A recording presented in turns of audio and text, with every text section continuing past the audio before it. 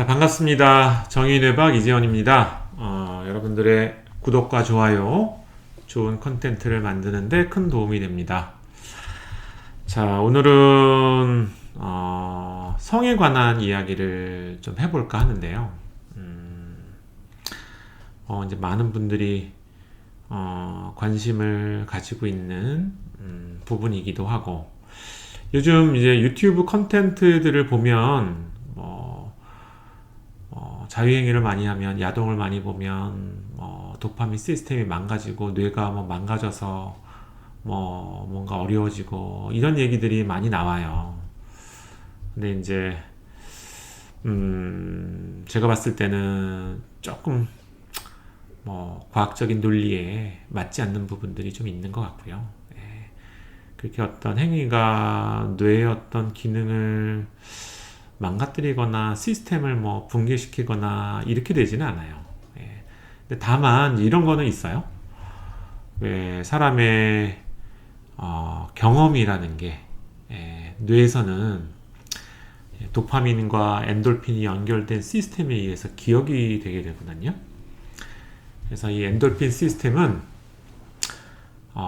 내가 많이 안 해봤는데 좀 나한테 자극적이고 재미가 있는 거, 일로 확 몰려가고요.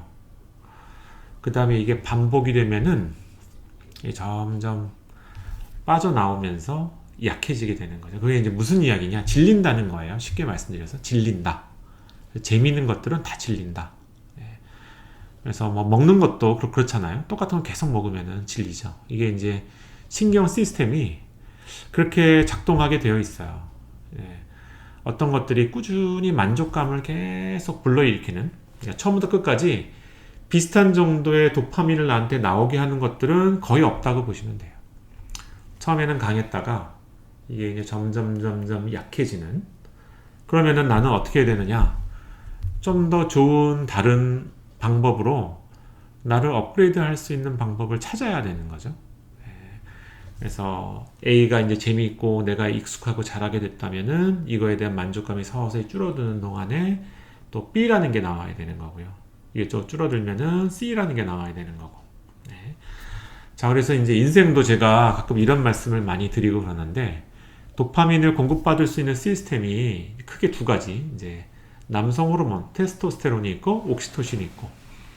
그래서 젊었을 때는 내가 테스토스테론으로 도파민을 충분히 공급받을 수 있어요. 왜냐하면은 젊고 에너지 있고 내가 뭔가 어떤 머리나 이런 것들, 기억력도 더 좋고 이런 시기이기 때문에 내가 퍼포먼스를 막 올릴 수가 있는 거죠.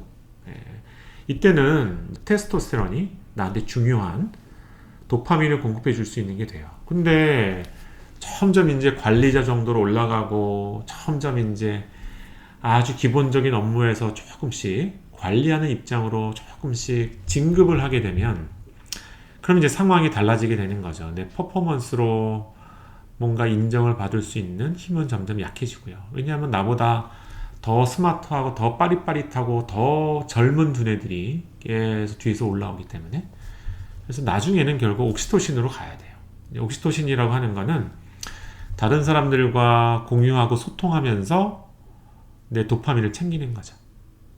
그래서 제가 드리고 싶은 말씀은, 야동을 너무 많이 본다고 뇌는 성적인 자극에 익숙해져서 더 이상 거기로부터 충분한 도파민이 점점 안 나오는 거지.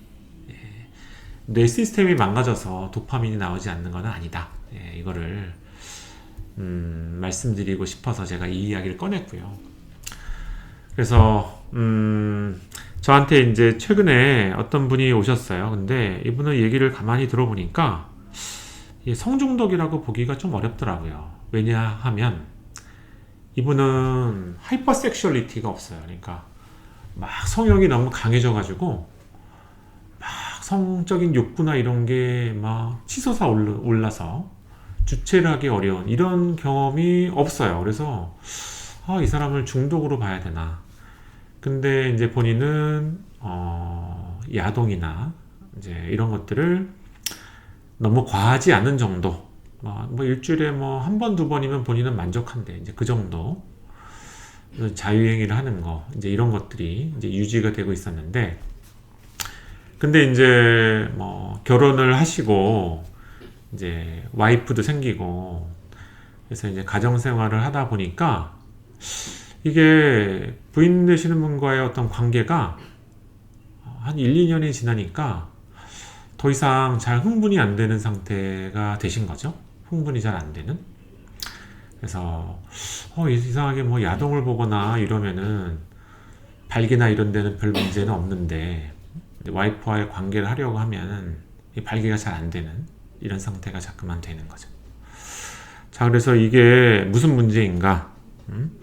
그래서 점점 이제 부부 관계가 이제 섹스리스로 점점 되는 거예요. 예. 거기다가 또 이제 아이까지 임신을 하게 되니까 더 이제 성관계를 안 하는 상태가 되어버리게 된 거죠. 완전히 섹스리스 커플이 되어버리는 거죠. 근데 이제 성적인 욕구나 이런 것들은 이제 있으니까 이런 거를 어디다 갖다가 좀 풀어야 될 텐데 와이프하고의 관계는 여러 가지 여건상 어렵고 자기가 흥분도 잘 안 되고 발기도 잘 안 되고 자, 그래서 굉장히 좀 어려운 경우죠. 어려운 케이스예요. 이거를 어떻게 치료적으로 도움을 드릴 수가 있을까?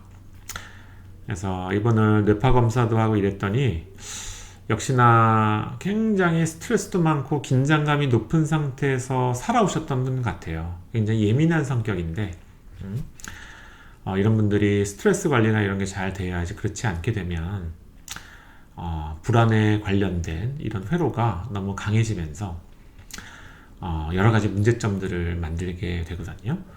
그래서 저한테 오셨던 어떤 분이, 다른 분이 있는데 이분은 여성분이셨는데 결혼했는데 임신이 잘 안 되는 거예요. 그래서 시험관이나 이런 것들을 계속 시도하고 있는데 뭐 이 일이 있기 이전부터 스트레스가 굉장히 강했던 거죠.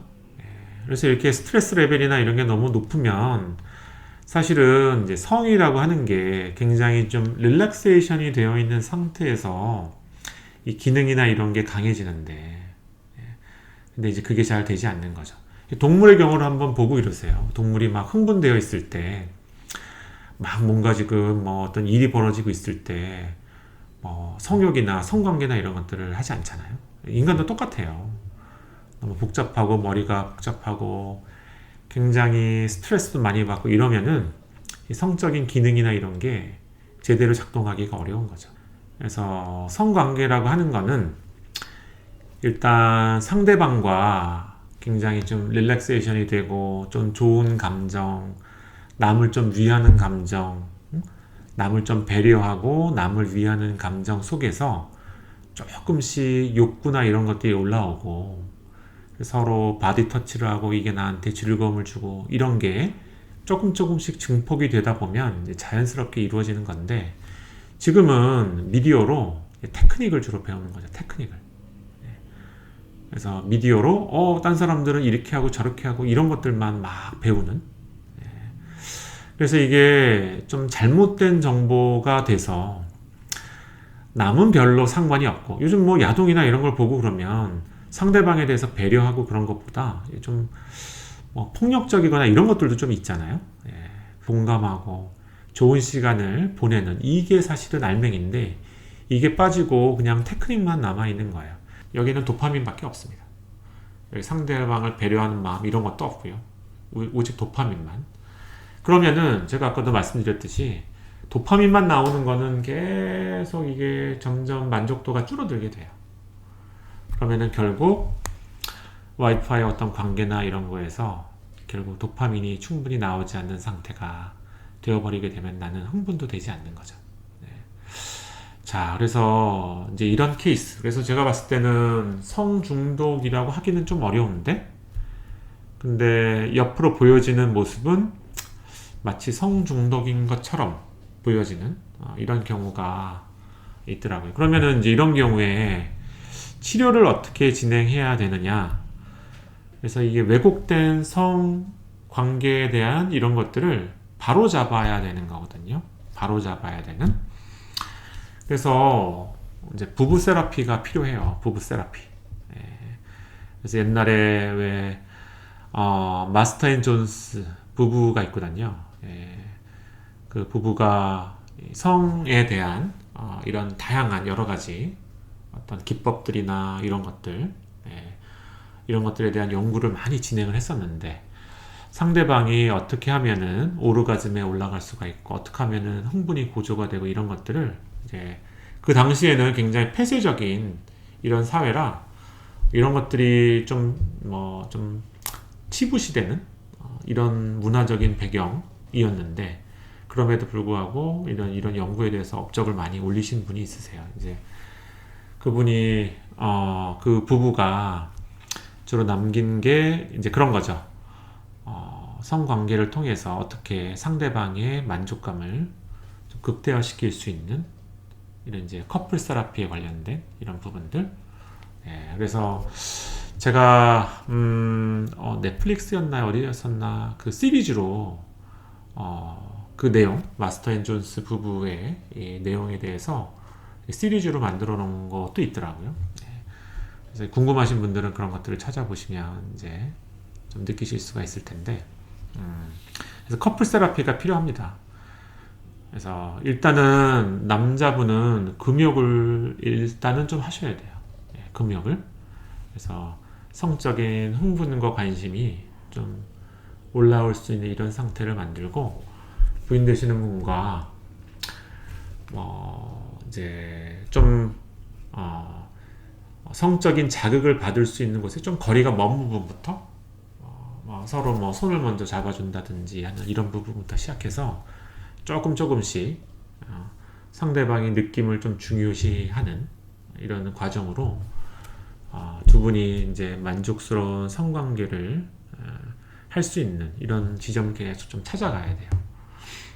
그래서 남성분도 좀 참고 또 좀 참고 참다가 이제 결국 어느 정도의 시간을 보내고 난 다음에 이제 성관계를 시작하는, 이런 식으로 해서 서서히 두 분 간의 정상적인 성관계를 되찾아 가셔야 되겠죠. 그래서 정말 뇌에서 오케스트라처럼 뇌에서 여러 호르몬이 정말 협주를 이루는 것 같은 그런 느낌을 경험을 하고 이런 훈련을 반복하셔야 결국 정상적인 성관계, 부인 되시는 분과의 관계를 다시 회복하시게 되는 거고요.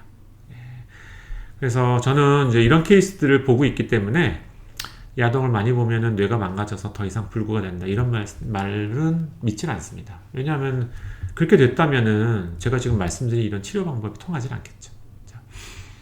자, 그래서 오늘